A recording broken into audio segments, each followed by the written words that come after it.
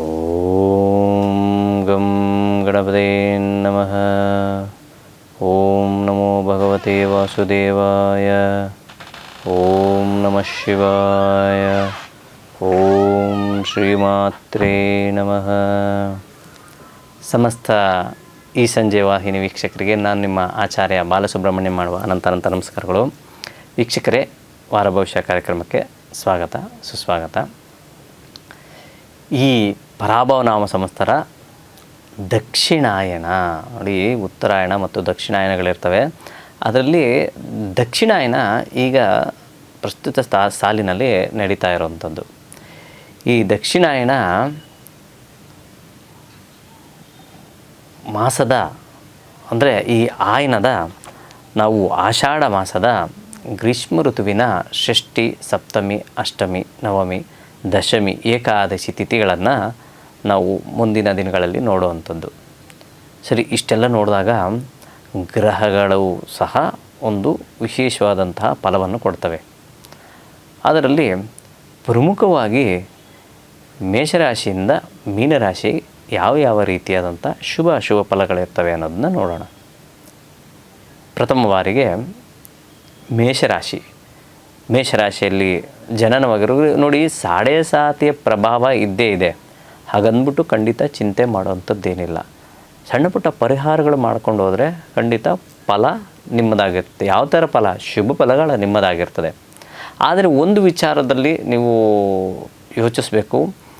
ಸಹೋದರರು ಅಥವಾ ಸಹೋದರಿಯರು ಇವರೊಟ್ಟಿಗೆ ಸಣ್ಣ ಪುಟ್ಟ ಕಲಾಪಗಳು, ಅಂದರೆ ಸಣ್ಣ ಪುಟ್ಟ ಮಾನಸಿಕವಾಗಿ ಏನೋ ಒಂದು ರೀತಿಯಾದಂತಹ ಸಮಸ್ಯೆಗಳನ್ನು ಅನುಭವಿಸುವಂಥ ಸಾಧ್ಯತೆ ಇರ್ತದೆ.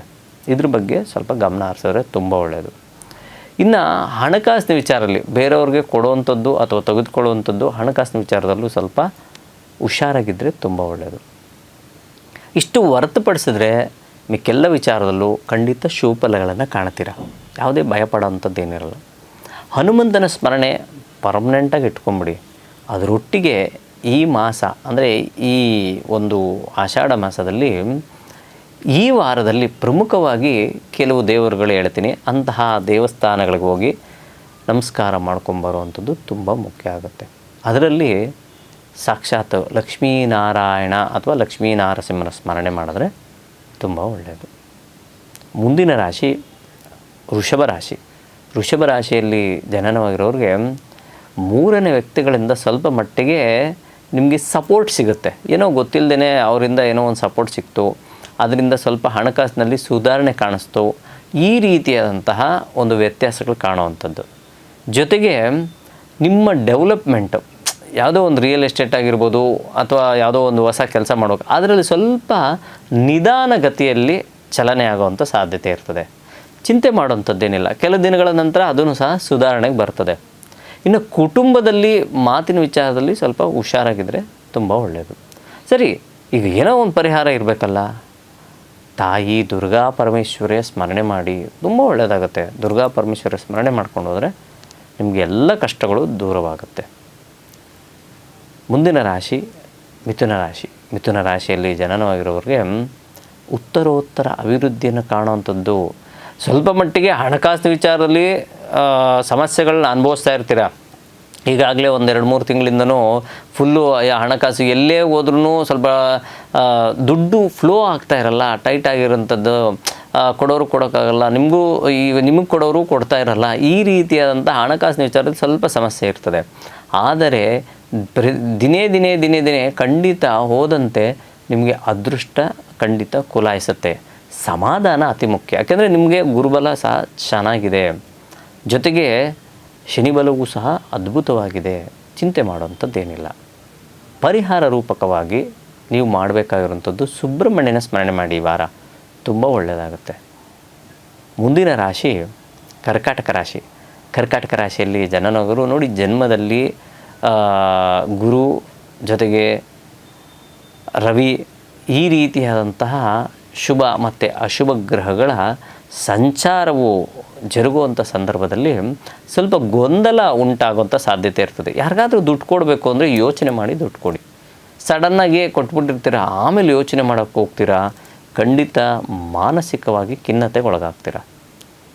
ಇದೊಂದು ಹೊರತುಪಡಿಸಿದ್ರೆ ಸಾಂಸಾರಿಕ ವಿಚಾರದಲ್ಲಾಗಿರ್ಬೋದು, ಮಕ್ಕಳ ವಿಚಾರದಲ್ಲಾಗಿರ್ಬೋದು, ಅಥವಾ ಆರೋಗ್ಯದಲ್ಲಾಗಿರ್ಬೋದು, ಸ್ವಲ್ಪ ಸಣ್ಣ ಪುಟ್ಟ ಸಮಸ್ಯೆಗಳಿಂದ ದೂರ ಬಂದು ಸಮೃದ್ಧಿಯಾದಂತಹ ಜೀವನವನ್ನು ಖಂಡಿತ ಸಾಗಿಸ್ತೀರ. ಮಾಡಬೇಕಾಗಿರುವಂತಹ ಪರಿಹಾರ ರವಿಯ ಸ್ಮರಣೆ, ಲಕ್ಷ್ಮೀನಾರಾಯಣ ಅಥವಾ ಲಕ್ಷ್ಮೀ ವೆಂಕಟೇಶ್ವರ ಸ್ಮರಣೆ. ಈ ಸ್ಮರಣೆ ಮಾಡಿದ್ರೆ ತುಂಬ ಒಳ್ಳೆಯದಾಗುತ್ತೆ. ನಮಗೆ ದೂರ ಇದೆ ಎಲ್ಲೋ ದೇವರುಗಳು ಅಂದರೆ ಯಾವುದೋ ಗ್ರಾಮಾಂತರ ಪ್ರದೇಶದಲ್ಲಿದ್ದವ್ರಿಗೆ ಸಾಕ್ಷಾತ್ ಸೂರ್ಯನಾರಾಯಣನ ಸ್ಮರಣೆ ಮಾಡಿದ್ರೆ ತುಂಬ ಒಳ್ಳೆಯದು. ಮುಂದಿನ ರಾಶಿ ಸಿಂಹರಾಶಿ. ಸಿಂಹರಾಶಿಯಲ್ಲಿ ಜನನವಾಗಿರೋರಿಗೆ ಸ್ವಲ್ಪ ನಿದ್ರೆಯಲ್ಲಿ ವ್ಯತ್ಯಾಸ ಬರುವಂಥದ್ದು, ಅರೆ ನಿದ್ದೆ ಬರುವಂಥದ್ದು, ಒಂದು ಹೊತ್ತಿನಲ್ಲಿ ಎದ್ದರೆ ನಿದ್ರೆನೇ ಬರದೇ ಇರುವಂಥದ್ದು, ಈ ರೀತಿ ಆಗುವಂಥ ಸಂದರ್ಭ ಇರುತ್ತದೆ. ಚಿಂತೆ ಮಾಡುವಂಥದ್ದೇನಿಲ್ಲ. ಒಂದು ಮನಸ್ಸು ಚಂಚಲತೆಯಿಂದ ದೂರ ಇದ್ದರೆ ತುಂಬ ಒಳ್ಳೆಯದು. ಆರಾಮಾಗಿ ಮಲ್ಕೊಳ್ಳಿ. ಅಂದರೆ ಏನೇನೋ ಟೆನ್ಷನ್ಗಳು ತಗೊಳ್ಳೋವಂಥ ಸಾಧ್ಯತೆಗಳು ಹೆಚ್ಚಾಗಿರ್ತದೆ. ಪ್ರಮುಖವಾಗಿ ದುಡ್ಡಿನ ವಿಚಾರದಲ್ಲಿ, ಹಣಕಾಸಿನ ವಿಚಾರದಲ್ಲಿ ಸ್ವಲ್ಪ ನಿಮಗೆ ಗೊಂದಲ ಉಂಟಾಗುವಂಥದ್ದು. ಅಂದರೆ ಈಗ ಯಾರಿಗೋ ಕೊಡಬೇಕು ಅಂದರೆ ನೀವು ಸಾಲ ಮಾಡಿರಲ್ಲ, ಕೊಡ್ತೀನಿ ಅಂತ ಹೇಳಿರ್ತೀರ, ನಿಮ್ಗೆ ಕೊಡೋಕ್ಕಾಗಲ್ಲ. ಅಥವಾ ನಿಮಗೆ ಯಾರೋ ಕೊಡೋದಿರ್ತದೆ, ಅದು ನಿಮ್ಮ ಕೈ ಸೇರ್ತಾ ಇರಲ್ಲ ಹಣಕಾಸಿನ ವಿಚಾರದಾಗ. ಇದರಿಂದ ಸ್ವಲ್ಪ ನಿದ್ರೆ ಹೀನತೆ ಅಥವಾ ನಿದ್ರೆ ಡಿಸ್ಟರ್ಬ್ ಆಗುವಂಥ ಸಾಧ್ಯತೆ ಇರ್ತದೆ. ಇಷ್ಟನ್ನು ಹೊರತುಪಡಿಸಿದ್ರೆ ಕುಟುಂಬದಲ್ಲಾಗಿರ್ಬೋದು, ಅಥವಾ ಮಕ್ಕಳ ವಿಚಾರದಲ್ಲಾಗಿರ್ಬೋದು, ಉದ್ಯೋಗದ ವಿಚಾರದಲ್ಲಾಗಿರ್ಬೋದು, ಅಥವಾ ಸರ್ಕಾರಿ ವೃತ್ತಿಯಲ್ಲಾಗಿರ್ಬೋದು, ಸ್ವಲ್ಪ ಮಟ್ಟಿಗೆ ಸುಧಾರಣೆಯನ್ನು ಕಾಣುವಂತಹ ವಾರ ಈ ವಾರವಾಗಿರ್ತದೆ. ಮಾಡಬೇಕಾಗಿರೋಂಥ ಪರಿಹಾರ ಗುರುಗಳ ಸ್ಮರಣೆ. ಪ್ರತಿನಿತ್ಯ ಗುರುಗಳ ಸ್ಮರಣೆ ಮಾಡಿ, ಖಂಡಿತ ಒಳ್ಳೆಯದಾಗುತ್ತೆ. ಹೆಚ್ಚೆಚ್ಚು ಪರಿಹಾರ ಮಾಡಬೇಕು ಅಂತ ಏನಿಲ್ಲ. ನೀವು ಕೂತಲ್ಲೇ ಗುರುಗಳ ಸ್ಮರಣೆ ಮಾಡ್ಕೊಂಡು ಹೋದರೆ ಸಾಕು. ಯಾವಾಗ ಅನುಕೂಲ ಆಗುತ್ತೋ ಆವಾಗ ಗುರುಗಳ ದೇವಾಲಯಗಳಿಗೆ ಹೋಗುವಂಥದ್ದು, ಅಥವಾ ಕೂತಲ್ಲೇ ಆ ಗುರುವಿನ ಮಂತ್ರ ಯಾವುದಾದ್ರೂ ನಿಮಗೆ ಬಂದಂತಹ ಗುರುವಿನ ಮಂತ್ರ ಒಂದು ಸ್ಮರಣೆ ಮಾಡುವಂಥದ್ದು ಮಾಡಿದ್ದೇ ಆದರೆ ಖಂಡಿತ ಒಳ್ಳೆಯದಾಗುತ್ತೆ. ಮುಂದಿನ ರಾಶಿ ಕನ್ಯಾ ರಾಶಿ. ನೋಡಿ, ಕನ್ಯಾ ರಾಶಿಯಲ್ಲಿ ಜನನವರು ನೋಡಿ ಗುರುಬಲ ತುಂಬ ಯಥೇಚ್ಛವಾಗಿದೆ. ಆದರೆ ಬಿಸ್ನೆಸ್ ನೋಡಿದ್ರೆ ಏನು ಡೆವಲಪ್ ಆಗ್ತಾಯಿಲ್ಲ. ಯಾಕೆ ಹಿಂಗೆ ಆಗ್ತಾಯಿದೆ? ಎಲ್ಲ ಚಾನಲ್ಗಳು ಹೇಳ್ತಾ ಇದ್ದಾರೆ ಗುರುವಿನ ಬಲ ಚೆನ್ನಾಗಿದೆ, ಹಣಕಾಸಿನ ಸುಧಾರಣೆ ಆಗಬೇಕು, ಏನೋ ಒಂದು ಡೆವಲಪ್ ಕಾಣಿಸ್ಬೇಕು, ಇದೆಲ್ಲ ಇದೆ. ಆದರೆ ಆಗ್ತಾಯಿಲ್ಲ. ಏನು ಕಾರಣ ಅನ್ನೋದಂದರೆ ಸಪ್ತಮ ಸ್ಥಾನದಲ್ಲಿ ಶನೇಶ್ವರರ ದೃಷ್ಟಿ ಇರೋದ್ರದ್ದು ಒಂದು ಮುಖ್ಯವಾಗಿರ್ತದೆ. ಅದೊಂದೇ ಕಾರಣವಲ್ಲ, ಜೊತೆಗೆ ಅಲ್ಲಿ ಸ್ಥಿತವಾದಂತಹ ಉತ್ತರ, ಹಸ್ತ, ಚಿತ್ತ ನಕ್ಷತ್ರಗಳು ಸಹ ಗಣನೆ ಆಗುತ್ತೆ. ಜನ್ಮ ಜಾತಕವೂ ಸಹ ನಾವು ವೀಕ್ಷಣೆ ಮಾಡಬೇಕಾಗುತ್ತೆ. ಹಣಕಾಸಿನ ವಿಚಾರದಲ್ಲಿ ಎಲ್ಲೋ ಒಂದು ಕಡೆ ಬರ್ತಾ ಇದೆ, ಆದರೆ ನಿಲ್ತಾ ಇಲ್ಲ, ಖರ್ಚಾಗ್ತಾ ಇದೆ. ಇದು ಮುಖ್ಯ. ಮತ್ತು ಸಹೋದರರು ಅಥವಾ ಸೋದರ ಮಾವ ಅಥವಾ ಹೆಣ್ಣು ಕೊಟ್ಟಂತಹ ಮಾವ ಇಂಥವರಿಂದ ಸ್ವಲ್ಪ ಸಮಸ್ಯೆ, ಅಥವಾ ಅವರ ಕುಟುಂಬದವರಿಂದ ಸ್ವಲ್ಪ ಮಟ್ಟಿಗೆ ಮಾನಸಿಕವಾಗಿ ಕಿರಿಕಿರಿ ಆಗುವಂಥ ಸಾಧ್ಯತೆ ಇರ್ತದೆ. ಇದನ್ನು ಸುಧಾರಣೆ ಮಾಡ್ಕೋಬೇಕು, ಮನಸ್ಸು ನಿರಾಳವಾಗಿ ಮಾಡ್ಕೋಬೇಕು. ತದನಂತರ ಮಾತ್ರ ನಿಮ್ಮ ಬಿಸ್ನೆಸ್ ಬಗ್ಗೆ ನೀವು ಫೋಕಸ್ ಮಾಡೋಕ್ಕಾಗುತ್ತೆ. ಇಲ್ಲ ಅಂದರೆ ಖಂಡಿತ ಡಿಸ್ಟರ್ಬ್ ಆಗುವಂಥ ಸಾಧ್ಯತೆ ಜಾಸ್ತಿ ಇರ್ತದೆ. ಹೊಸ ಕೆಲಸಗಳಿಗೆ ಏನಾದರೂ ಕೈ ಹಾಕಬೇಕು ಅಂದರೆ ಸ್ವಲ್ಪ ಈ ವಾರ ಹೋಲ್ಡ್ ಮಾಡೋದು ತುಂಬ ಒಳ್ಳೆಯದು.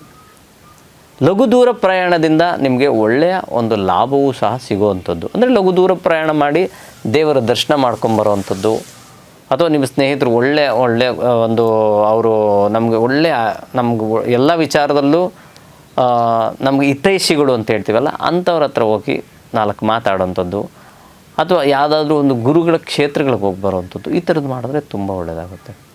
ಪರಿಹಾರ ಮಾಡಬೇಕು ಅಂದರೆ ನೀವು ಸಾಕ್ಷಾತ್ ಸುಬ್ರಹ್ಮಣ್ಯನ ಸ್ಮರಣೆ ಮಾಡಿ, ತುಂಬ ಒಳ್ಳೆಯದಾಗುತ್ತೆ. ಮುಂದಿನ ರಾಶಿ ತುಲಾ ರಾಶಿ.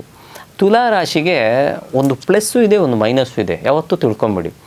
ಈ ಪ್ಲಸ್ಸು ಮೈನಸ್ಸಲ್ಲಿ ಅಂದರೆ ಶುಭ ಅಶುಭ ಎರಡೂ ಇದ್ದಾಗ ನಿಮಗೆ ಗೊಂದಲ ಆಗುತ್ತೆ. ಯಾವುದೋ ಇವಾಗ ಕೆಲಸ ಮಾಡ್ತಾ ಇರ್ತೀರ, ಹೊಸ ಕೆಲಸ ಬಂದುಬಿಟ್ಟಿದೆ, ಅದಕ್ಕೆ ಹೋಗೋದು ಬೇಡವೋ ಅನ್ನೋದು ಒಂದು ಅಡ್ಡುಗೋಡೆ ಮೇಲೆ ದೀಪ ಇಟ್ಟಂಗಿರ್ತದೆ. ಇದನ್ನು ಫಸ್ಟು ಯೋಚನೆ ಮಾಡಬೇಕು. ನಿಮ್ಮ ಜನ್ಮ ಜಾತಕವನ್ನು ಯಾರ ಹತ್ರನಾದ್ರೂ ಅರ್ಹರ ಹತ್ರ ತೋರಿಸ್ಬಿಟ್ಟು ಆಮೇಲೆ ನೀವು ಮೂವ್ ಆಗಬೇಕು. ಇಲ್ಲ ಅಂದರೆ ಸಮಸ್ಯೆ ಆಗುತ್ತೆ. ಇದನ್ನು ಹೊರತುಪಡಿಸಿದ್ರೆ ನೀವು ಮಾಡುವಂಥ ಕೆಲಸದಲ್ಲಿ ಇನ್ಕ್ರಿಮೆಂಟು ಕಮ್ಮಿ ಆಗಿರ್ತದೆ. ಅಂದರೆ ನೀವು ಅಂದ್ಕೊಂಡಿರ್ತೀರ ಒಂದು 20-25% ಬರಬೇಕು ಅಂದ್ರೆ 10% 8% ಬಂದುಬಿಟ್ಟಿರ್ತದೆ. ಅದು ಸಹ ಸ್ವಲ್ಪ ಸಮಸ್ಯೆ. ಹಣಕಾಸಿನ ವಿಚಾರದಲ್ಲಿ ಸುಧಾರಣೆಯನ್ನು ಕಂಡಿರ್ತೀರ, ಸಂಪೂರ್ಣವಾಗಿ ಸಂತೃಪ್ತಿಯನ್ನು ಕಾಣದೇ ಇರುವಂತಹ ವಾರವೂ ಸಹ ಇರ್ತದೆ. ಸಂಸಾರದಲ್ಲಿ ತುಂಬ ಖುಷಿಕರವಾದಂತಹ ದಿನಗಳನ್ನು ಕಾಣ್ತೀರಾ. ಮಕ್ಕಳ ವಿಚಾರದಲ್ಲಿ ಅಭಿವೃದ್ಧಿಯನ್ನು ಕಾಣುವಂಥದ್ದು, ಎಲ್ಲ ವಿಚಾರದಲ್ಲೂ ಸಾಧಾರಣವಾದಂತಹ ಶುಭಫಲಗಳನ್ನು ಖಂಡಿತ ಕಾಣ್ತೀರಾ. ಪರಿಹಾರ ಅಂದಿದ ತಕ್ಷಣ ನಾವು ಗುರುಗಳ ಸ್ಮರಣೆ ಜೊತೆಗೆ ದುರ್ಗೆಯ ಸ್ಮರಣೆ ಮಾಡಿದ್ರೆ ತುಂಬ ಒಳ್ಳೆಯದು. ಮುಂದಿನ ರಾಶಿ ವೃಶ್ಚಿಕ ರಾಶಿಯಲ್ಲಿ ಜನನವಾಗಿರೋರಿಗೆ ಎಲ್ಲ ವಿಚಾರದಲ್ಲೂ ಖಂಡಿತವಾಗ್ಲೂ ಒಳ್ಳೆಯದಾಗ್ತಾ ಇರ್ತದೆ. ನಿಮಗೆ ಗೊತ್ತಿಲ್ಲದೇ ಭೂಮಿ ವಿಚಾರ ಆಗಿರ್ಬೋದು ಅಥವಾ ಒಂದು ಮನೆ ಕಟ್ಟುವಂಥ ವಿಚಾರದಲ್ಲಾಗಿರ್ಬೋದು, ಅಂದರೆ ಅದನ್ನು ಯೋಜನೆಗಳನ್ನು ನೀವು ಅಂದರೆ ಏನು ಪ್ರಾಜೆಕ್ಟ್ಸ್ ಅಂತೇನು ಹೇಳ್ತಿರಲ್ಲ ಅದನ್ನು ಕೈಗೊಳ್ಳುವಂತಹ ಸಂದರ್ಭ ಈಗ ಬಂದಿದೆ.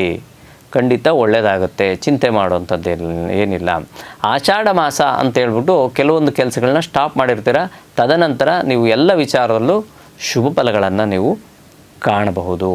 ಅಮ್ಮನವರ ಒಂದು ಸ್ಮರಣೆ ಮಾಡ್ಕೊಂಬನ್ನಿ. ಪಂಚಮ ಭಾವದಲ್ಲಿ ಶನಿಯು ಸ್ಥಿತರಾಗಿರೋದ್ರಿಂದ ಆ ಶನಿ ಮಹಾತ್ಮರಿಗೆ ದೇವತೆಯಾಗಿರುವಂತಹ ಹನುಮಂತನ ಸ್ಮರಣೆ, ಅಮ್ಮನವರ ಸ್ಮರಣೆ ಮಾಡಿದ್ರೆ ಇನ್ನಷ್ಟು ಅಭಿವೃದ್ಧಿ ಹಾದಿ ನಿಮ್ಮದಾಗುತ್ತೆ. ಮುಂದಿನ ರಾಶಿ ಧನುರಾಶಿಯಲ್ಲಿ ಜನನವಾಗಿರೋರಿಗೆ ಉದರ ಅಂದರೆ ಹೊಟ್ಟೆಗೆ ಸಂಬಂಧಪಟ್ಟಂಥ ಸಣ್ಣ ಪುಟ್ಟ ಗ್ಯಾಸ್ಟ್ರೈಟಿಸ್ ಆಗಿರ್ಬೋದು, ಏನೋ ಅಜೀರ್ಣ ಆಗುವಂಥದ್ದಾಗಿರ್ಬೋದು, ಏನೋ ಊಟ ಮಾಡಿದ್ರೆ ಒಂದು ಸ್ವಲ್ಪ ಹೊಟ್ಟೆ ತುಂಬ್ದಂಗೆ ಇರುವಂಥದ್ದು, ಇಲ್ಲಾಂದರೆ ಹೊಟ್ಟೆ ಹಸಿದೇ ಇಲ್ಲದೆ ಇರುವಂಥದ್ದು, ಈ ರೀತಿಯಾದಂತಹ ಒಂದು ಸ್ವಲ್ಪ ಇಂಬ್ಯಾಲೆನ್ಸ್ ಆಗುವಂಥ ಸಾಧ್ಯತೆ ಇರ್ತದೆ. ಚಿಂತೆ ಮಾಡುವಂಥದ್ದು ಹೋಗಬೇಡಿ, ಅದು ಕಳೆದ ವಾರದಿಂದನೂ ಈ ರೀತಿ ಇರ್ತದೆ, ಅದೆಲ್ಲ ಸೆಟ್ರೇಟ್ ಆಗುತ್ತೆ. ಹೊರಗಡೆಯಿಂದ ಊಟವನ್ನು ನೀವು ಅವಾಯ್ಡ್ ಮಾಡಿದ್ರೆ ತುಂಬ ಒಳ್ಳೆಯದು. ಇನ್ನು ಹಣಕಾಸಿನ ವಿಚಾರದಲ್ಲಿ ಖಂಡಿತ ಈ ವಾರ ಅಭಿವೃದ್ಧಿಯನ್ನು ಕಾಣುವಂಥದ್ದು. ಹಿತಶತ್ರುಗಳು ಸ್ವಲ್ಪ ಹೆಚ್ಚಾಗುವಂಥ ಸಾಧ್ಯತೆ ಇರ್ತದೆ. ಸ್ವಲ್ಪ ಹಿತಶತ್ರುಗಳ ಜೊತೆ ಆರಾಮಾಗಿರಿ, ತುಂಬ ಗಲಾಟೆ ಮಾಡ್ಕೊಳ್ಳೋಕೆ ಹೋಗಬೇಡಿ. ಯಾಕಂದರೆ ಎಲ್ಲ ಕಡೆ ಇರುವಂಥದ್ದೇ ಇದು ವಿಚಾರ, ಅದ್ರ ಬಗ್ಗೆ ಚಿಂತೆ ಮಾಡೋಕ್ಕೆ ಹೋಗಬೇಡಿ, ಎಲ್ಲ ಒಳ್ಳೆಯದಾಗುತ್ತೆ. ನೀವು ಗುರುಗಳ ಸ್ಮರಣೆ ಬೇಕೇ ಬೇಕು. ಗುರುಗಳ ದೇವಾಲಯಗಳಿಗೆ ಹೋಗುವಂಥದ್ದು, ದತ್ತಾತ್ರೇಯ, ಸಾಯಿಬಾಬಾ, ರಾಘವೇಂದ್ರ, ಗಣೇಶನ ದೇವಸ್ಥಾನಕ್ಕೆ ಹೋಗುವಂಥದ್ದು, ಸ್ಮರಣೆ ಮಾಡ್ಕೊಂಬರುವಂಥದ್ದು, ಪ್ರದಕ್ಷಿಣೆ ಮಾಡುವಂಥದ್ದು ಮಾಡಿದ್ದೆ ಆದರೆ ತುಂಬ ಒಳ್ಳೆಯದಾಗುತ್ತೆ.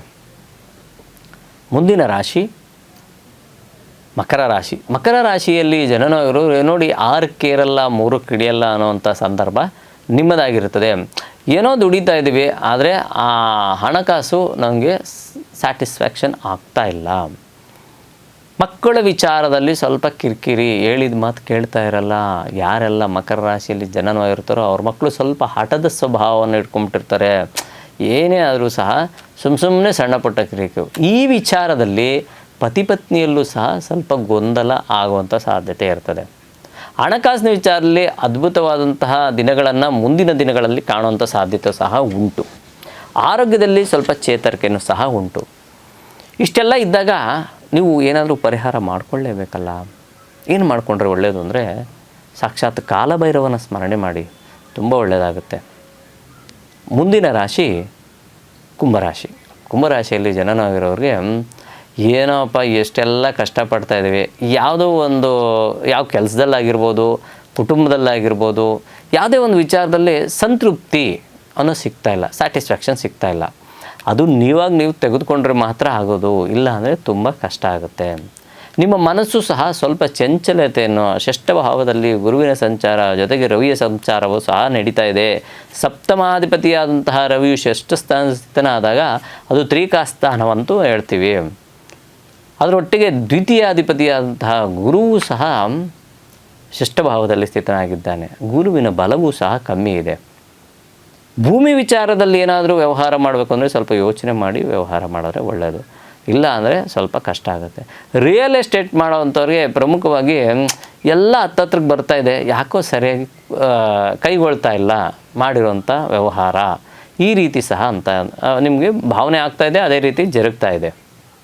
ಸರಿ, ಇಷ್ಟೆಲ್ಲ ಸ್ವಲ್ಪ ಗೊಂದಲ ಇದ್ದಾಗ ಏನು ಮಾಡ್ಬೋದು ಅಂದರೆ ಖಂಡಿತ ಭೂವರಹ ಸ್ವಾಮಿಯ ಸ್ಮರಣೆ ಮಾಡ್ಕೊಂಬನ್ನಿ, ತುಂಬ ಒಳ್ಳೆಯದಾಗುತ್ತೆ. ಇಲ್ಲ ನಮಗೆಲ್ಲೂ ಇದೆಯಾ ದೇವಸ್ಥಾನ ಎಲ್ಲಿದೆ ಅಂತ ಗೊತ್ತಿಲ್ಲ ಅಂದರೆ ನಾರಸಿಂಹನ ಸ್ಮರಣೆ ಮಾಡಿ. ಹನುಮಂತನ ಸ್ಮರಣೆ ಹೆಂಗೋ ಮಾಡ್ತಾನೆ ಇರ್ತಾರೆ, ನಾರಸಿಂಹನ ಸ್ಮರಣೆ ಮಾಡಿದ್ರೂ ಸಹ ನಿಮಗೆ ತುಂಬ ಒಳ್ಳೆಯದಾಗುತ್ತೆ. ಇನ್ನು ಮುಂದಿನ ರಾಶಿ ಹಾಗೂ ಕೊನೆಯ ರಾಶಿ ಮೀನರಾಶಿಯಲ್ಲಿ ಜನನವಾಗಿರೋರಿಗೆ ಉತ್ತರೋತ್ತರ ಅಭಿವೃದ್ಧಿ ಕಾಣ್ತೀರಾ. ಏನೋ ಒಂದು ರೀತಿಯಂಥ ಸಮಾಧಾನ. ಹೊಸ ಕೆಲಸಕ್ಕೆ ಏನಾದರೂ ಅಪ್ಲಿಕೇಶನ್ ಹಾಕಿದರೆ ಖಂಡಿತ ಹೊಸ ಕೆಲಸ ನಿಮಗೆ ಸಿಗುತ್ತೆ, ಚಿಂತೆ ಮಾಡೋವಂಥದ್ದೇನಿಲ್ಲ.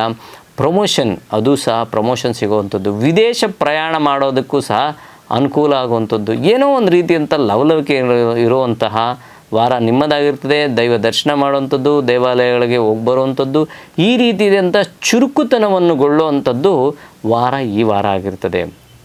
ಮಾಡಬೇಕಾಗಿರುವಂತಹ ಪರಿಹಾರ ಸಣ್ಣದು ಅಂದರೆ ಹನುಮಂತನ ಸ್ಮರಣೆ. ಪ್ರತಿನಿತ್ಯ ಹನುಮಾನ್ ಚಾಲೀಸು ಓದ್ತಾ ಬನ್ನಿ.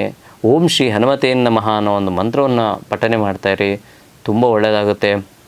ಎಲ್ಲ ವಿಚಾರದಲ್ಲೂ ಯಶಸ್ಸನ್ನು ಸಹ ಕಾಣ್ಬೋದು ಅಂತ ಹೇಳ್ತಾ ಈ ವಾರದ ರಾಶಿ ಭವಿಷ್ಯವನ್ನು ನಾನು ಮುಗಿಸ್ತಾ ಇದ್ದೀನಿ. ಪ್ರಪಂಚದಲ್ಲಿರುವ ಪ್ರಾಣಿ ಪಕ್ಷಿ ಜೀವರಾಶಿ ಸಸ್ಯಚರ ಜಲಚರ ಎಲ್ಲರೂ ಚೆನ್ನಾಗಿರಲಿ ಅಂತ ಭಾವಿಸೋಣ.